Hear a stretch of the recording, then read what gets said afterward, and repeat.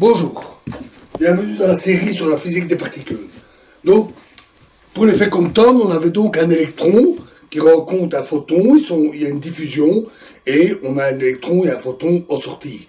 Ici, on a un électron et un positron qui s'amènent, ils s'annihilent et donnent deux photons. Le point de départ est analogue à celui qu'on a vu pour la diffusion de Compton. On part dans la même formule de réduction, avec cette fois-ci la réduction de deux photons dans l'état final.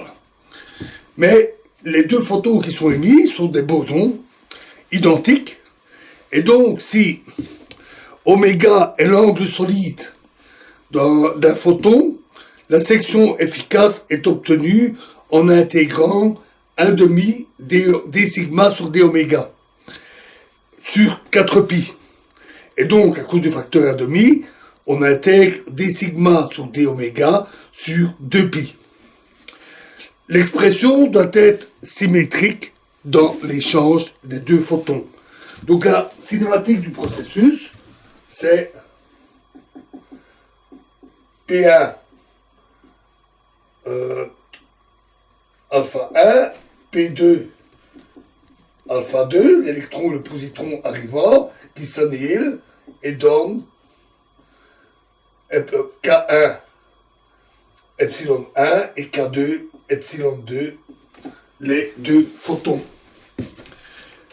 Et donc, l'amplitude SFI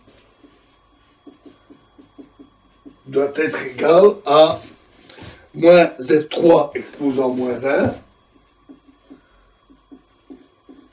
fois l'intégrale sur D4X, D4Y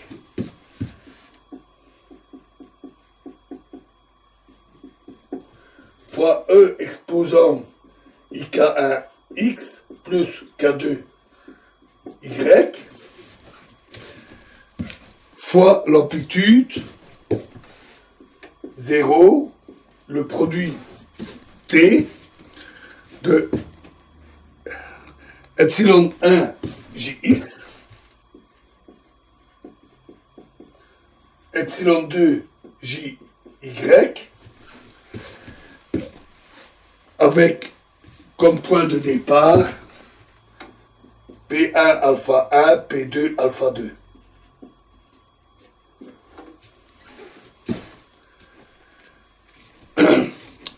Comme précédemment, on fait un calcul au premier ordre et on trouve SFI égale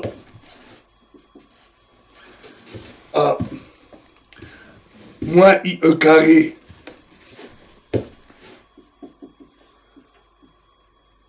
pi 4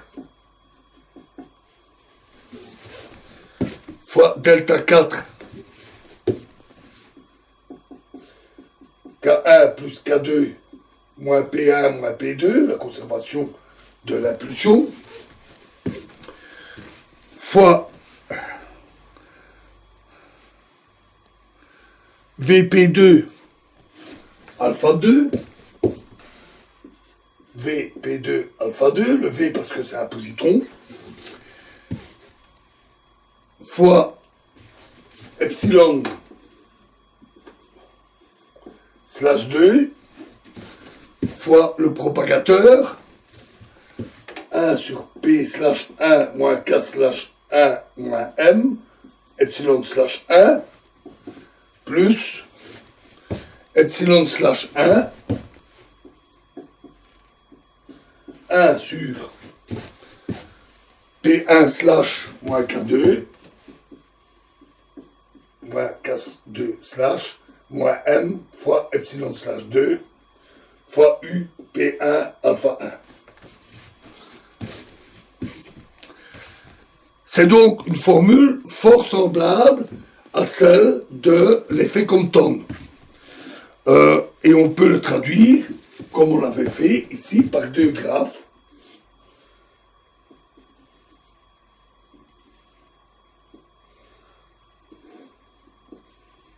Qui correspondent aux deux termes. On a l'émission des photons K1 epsilon 1, K2 epsilon 2. Ici, il doit y avoir une inversion. On a ici l'arrivée d'un P1 alpha 1, l'électron, et l'impulsion entrante P2 alpha 2 pour le positron. On notera qu'on oriente le graphe dans le sens du flux de charge électrique. Mieux encore, je regarde cette expression et qu'on la compare à celle que nous avions pour l'effet Compton, on retrouve cette formule-ci en partant de celle de l'effet Compton et avec la substitution suivante. KI, epsilon I,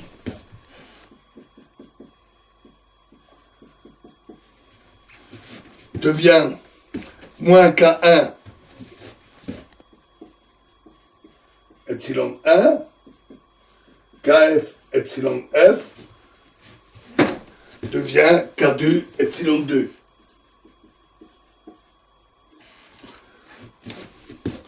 UPI alpha I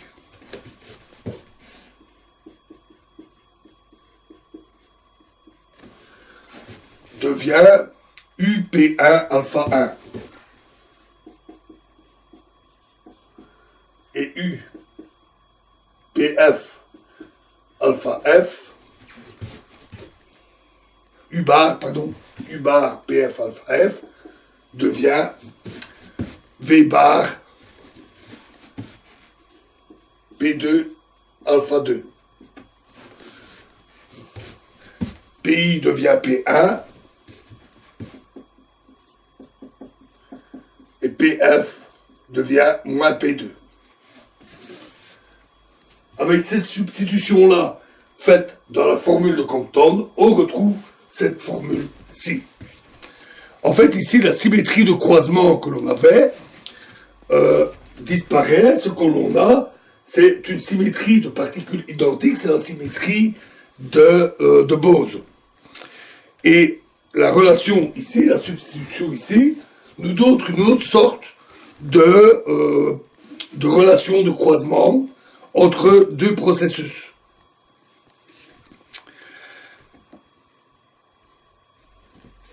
Alors, à partir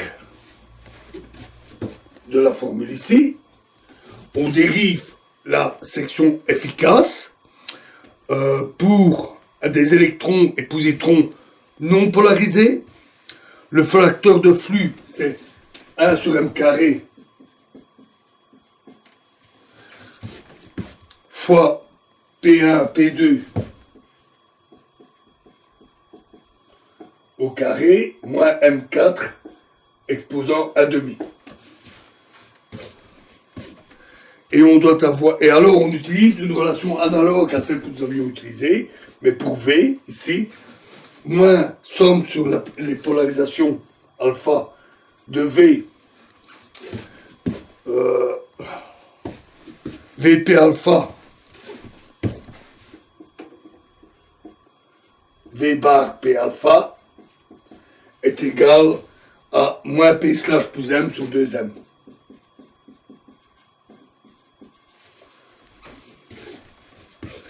Et donc, on trouve la section efficace D sigma égale moins M carré E4 divisé par P1, P2 carré moins M4 exposant 1/2, c'est avec le facteur de flux, fois l'intégrale de 1/4 de la trace de epsilon 2 K1 epsilon 1, epsilon slash 2 K1 K slash 1 epsilon slash 1 divisé par 2P1 K1 une accolade ici, plus epsilon 1 K2 epsilon 2, epsilon 1 slash K2 epsilon 2 slash divisé par 2P1 K2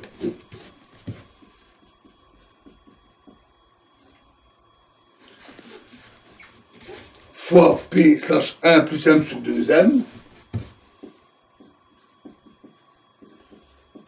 fois epsilon 1 K1 epsilon 2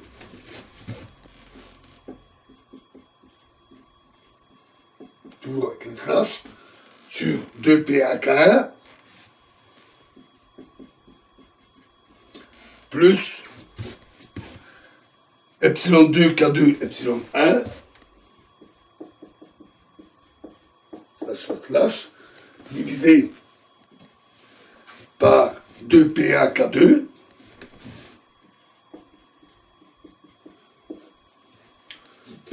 fois moins P2 plus M sur 2M moins P slash 2 plus M sur 2M fois 2pi4 fois delta 4, la conservation de l'impulsion, le même thème, le même delta que plus haut, fois d cube K1 sur 2K10 2pi cube et le même terme avec K2, d cube K2, etc. On choisit epsilon 1 et epsilon 2 orthogonaux à P1 et respectivement à K1 ou K2. Et on peut alors utiliser pour la trace la même formule que celle de Compton en appliquant la substitution ici. Ce qui simplifie évidemment considérablement le travail, puisque nous l'avons déjà fait. Et donc la trace va être égale directement à 1 sur 2 m carré fois moins K1, K2 sur K1 plus K1 sur K2 plus 4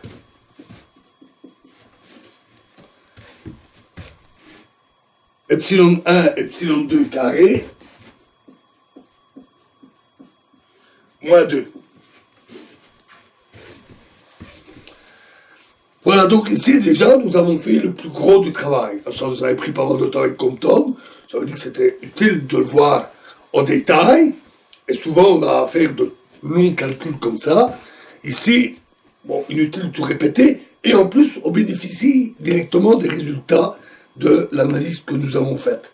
Et donc nous ne sommes plus très loin du but, et nous verrons la suite dans la prochaine vidéo. Je vous remercie.